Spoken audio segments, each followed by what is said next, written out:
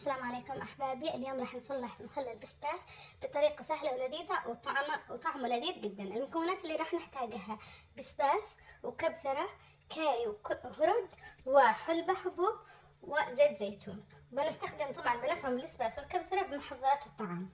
بمحضرات الطعام فرمنا البسباس فرم ناعم، شوفوا كيف. فرمنا الكبزرة فرم ناعم. شوفوا هنا عملنا ملعقة صغيرة حلبة. ضفنا الآن الكبزرة والبسباس هنحط. وهكذا نضيف الزيتون شوية. شوفوا كيف صار البسباس كيف ذا.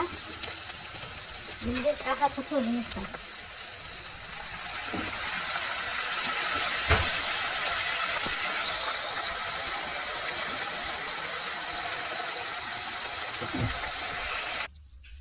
والآن صار البسباس جاهز. جربوا وتدعوا لي.